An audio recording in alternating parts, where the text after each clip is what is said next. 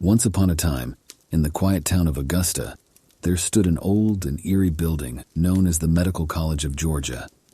This storied institution had a dark secret hidden within its walls, a secret that transformed a campus legend into a bone-chilling reality. Gather around, my friends, as we delve into the haunting tale of the Resurrection Man. Long ago in the year 1829, the Medical College of Georgia opened its doors, dedicated to the pursuit of knowledge and healing. The college's academic building was completed in 1835 and served various purposes over the years, hosting medical and general education classes, as well as being the home of the Garden Club of Augusta and the Augusta Genealogical Society. But it was during a renovation in 1989 that the legend of the Resurrection Man became more than mere whispers in the darkness.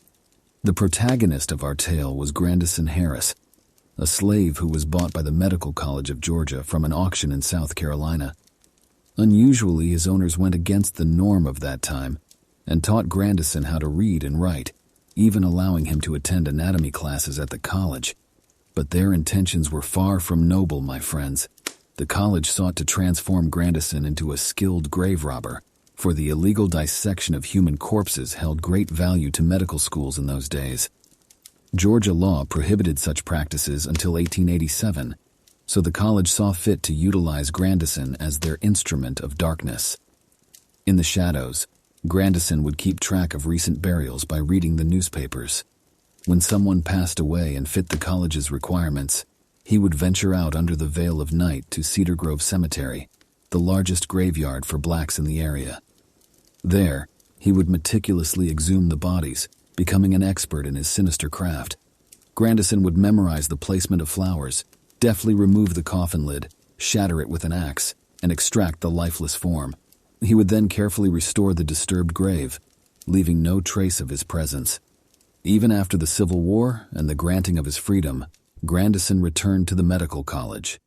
Officially known as a porter, a fancy term for a janitor, his true role remained unchanged.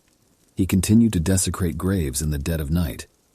However, in 1889, the terrible truth of Grandison's deeds was brought to light. The public, upon discovering the horrifying reality, nearly rioted. Grandison managed to escape with his life, but his name would forever be tarnished. He lived on until 1911, reaching the remarkable age of 95. Ironically, his final resting place would be the very same cemetery he had ravaged for more than half a century. In the depths of the old medical college, a staggering discovery was made during subsequent renovations. Over 4,000 dissected bodies were unearthed from the earth floor, their bones cataloged with India ink as if mere objects in a collection. Whiskey-soaked organs languished in a vat, preserving a macabre legacy. Once the study of these bodies was complete, they were returned to their stolen resting places, buried once again in the cemetery they were taken from, a stone's throw away from Grandison Harris, the man who had resurrected them in the first place. Yet it appears that not all of those laid to rest could find peace. People who wander near the old medical college report hearing mournful moans and eerie sounds emanating from within its walls. Could it be the tormented spirits of those whose graves were violated? Even Grandison himself cannot find solace in eternal rest. They say that on certain nights, his ghost wanders among the graves, searching endlessly.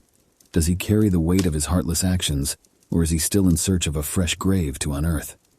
So, my friends, as the night grows darker and the wind whispers through the trees, remember the tale of the Resurrection Man and the haunted halls of the Medical College of Georgia.